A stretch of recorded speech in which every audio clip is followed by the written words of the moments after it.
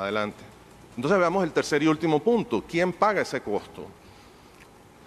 Aquí ustedes pueden ver una gráfica que pone de relieve la situación de los países de la América Latina frente a los países de la OSD en lo que tiene que ver con quién invierte en tecnología, en innovación, en este caso en I+D, innovación, investigación y desarrollo.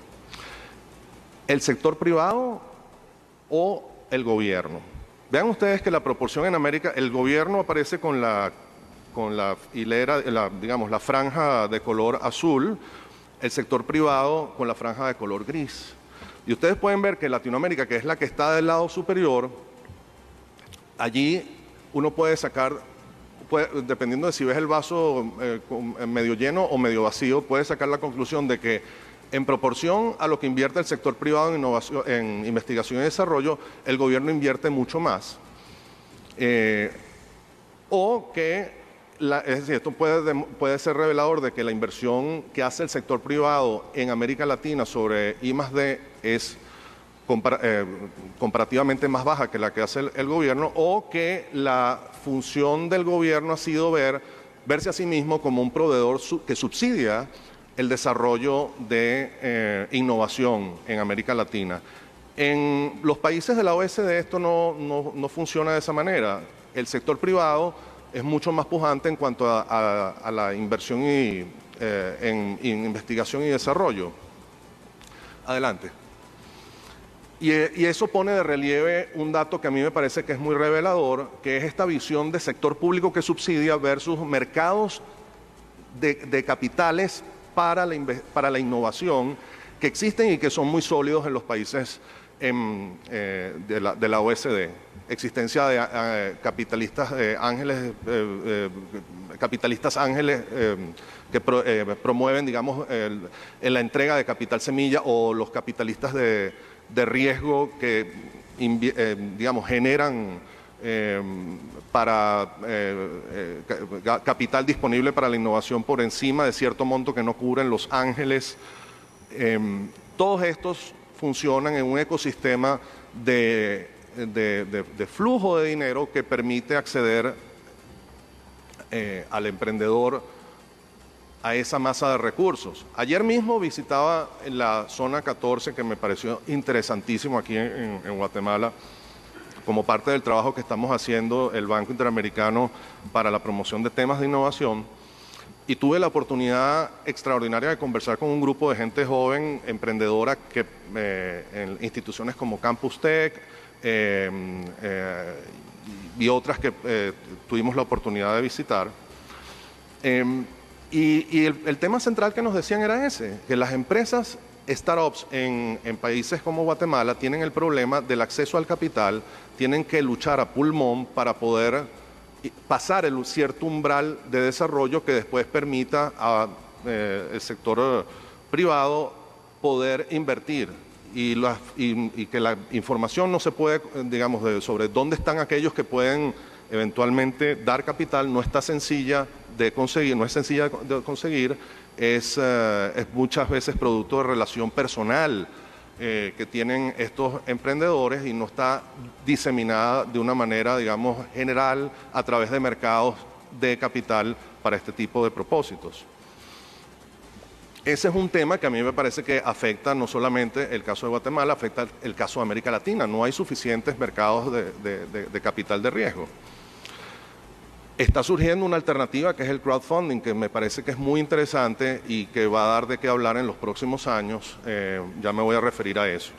Pero en todo caso, vean ustedes cómo en Estados Unidos se ha producido un cambio cualitativo dramático a partir de la entrada en vigencia de una legislación llamada Bayh-Dole, que básicamente lo que hizo fue, para estimular el desarrollo de patentes que tuvieran vocación hacia el mercado y no dejar las patentes solamente ancladas en investigación científica, académica, sin salida al mercado, dictó esta legislación por medio de la cual obligaban a las empresas, a las universidades que recibieran fondos federales, a establecer mecanismos para poder transferir, para poder crear empresas que pudieran salir al mercado a vender tecnologías producidas por la universidad a partir de fondos federales, en donde los profesores o académicos que hubiesen desarrollado esas tecnologías se convertían básicamente en emprendedores de las tecnologías que desarrollaban, pidiendo licencia a la universidad que conservaba la propiedad intelectual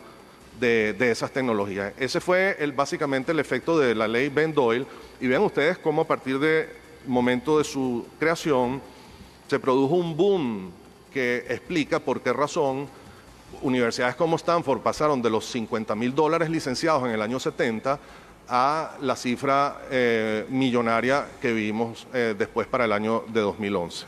Adelante, por favor.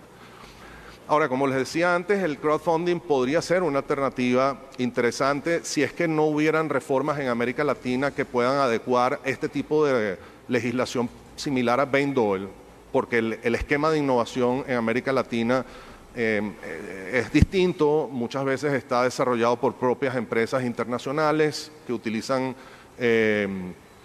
digamos, la situación, los elementos locales para producir tecnologías a partir de conocimiento tradicional, por ejemplo.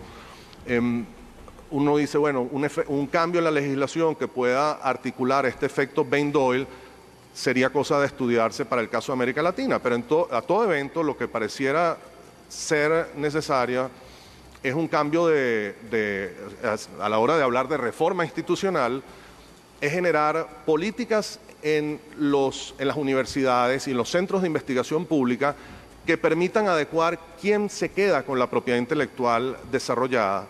Lo que yo he visto a lo largo de la experiencia que he tenido en América Latina es que cada institución tiene su propia política y muchas veces ni siquiera tienen política. Algunas le reconocen 50% al investigador, otras no le reconocen nada porque afirman que le están pagando ya un sueldo, otras reconocen porcentajes por encima del 50%. Cada quien tiene su propia política. No existe una homogeneidad en cuanto al tratamiento de quién es dueño de la invención que se desarrolla en estos lugares. Y eso evidentemente crea un problema. El segundo problema es, como lo dije anteriormente, el tema del acceso al crédito. Y yo creo que, por ejemplo, por vía de crowdfunding, que está naciendo en América Latina, va a producirse un fenómeno que yo creo que incluso puede llegar a ser de Big Bang, ¿no? de gran explosión financiera para este tipo de emprendimientos. El crowdfunding es básicamente levantar una plataforma tecnológica para poner en contacto oferentes de proyectos basados en tecnologías innovadoras con posibles inversionistas, pero los inversionistas no tienen por qué ser ángeles de inversión o capitalistas de riesgo que tengan un patrimonio de millones de dólares. Puede ser una persona que cuente con un patrimonio modesto, pero quiere invertir en una empresa y obtener una participación del negocio equivalente al monto de su participación. Y vean ustedes cómo a nivel internacional, en apenas 5 años, estamos hablando de que esto se ha más que decuplicado, más que multiplicado por casi que podemos decir, por 30 veces. Y sigue rodando, ¿no? En Estados Unidos acaban de reformar la legislación del Jobs Act, que es la que contempla estos temas de crowdfunding, para permitir que inversionistas no acreditados puedan invertir. Los inversionistas no acreditados son los que tienen un patrimonio inferior a $1 millón, puedan invertir en este tipo de empresas.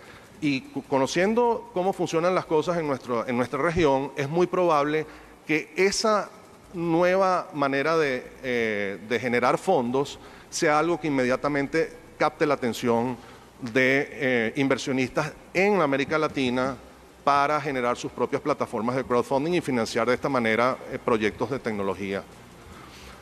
Adelante. Sin embargo, en América Latina todavía sigue siendo minúsculo el desarrollo de este tipo de plataformas. Adelante, si uno la compara con Estados Unidos u otros países. En todo caso, esto nos lleva a la tercera conclusión y es básicamente la de que el Estado puede propiciar un uso efectivo de la propiedad intelectual, dando capacitación a emprendedores para poder ellos aprender cómo comercializar su tecnología. Existen ya programas que estamos haciendo en el banco dirigidos a eso. Por ejemplo, en el Caribe tenemos un programa llamado REACH, que básicamente se orienta a enseñar a emprendedores de las distintas islas del Caribe a comercializar tecnologías, y no solamente tecnologías, va más allá, también o abarca también productos de la creatividad en las llamadas industrias creativas, artísticos, musicales, producción de video, de cine, de audio-video, etc. El Estado puede, a través de este tipo de iniciativas, puede complementar. No se trata tanto de dar dinero a una empresa, sino es más bien lo que el emprendedor suele pedir en estos casos, y es orientación, información sobre cómo hacer uso de su invento sin que se lo copien, entendiendo cómo funciona el sistema y obteniendo el mayor provecho posible del mismo. Y en segundo lugar, me parece que hay un fenómeno, una tendencia mundial dada por el impacto tecnológico que estaba abaratando el acceso a crédito, como ya lo señalé anteriormente, y eso va a influir definitivamente en este tipo de mercados adelante. De manera que con esto concluyo y quisiera nuevamente dar mi agradecimiento digamos, a quienes han organizado este extraordinario evento. Por un momento pensamos que no se iba a dar, sin embargo, el objetivo que creo que se ha logrado plenamente, y de verdad que les agradezco mucho todo el esfuerzo de 24/7 que le han puesto para que esto sea un éxito. A todos, muchas gracias.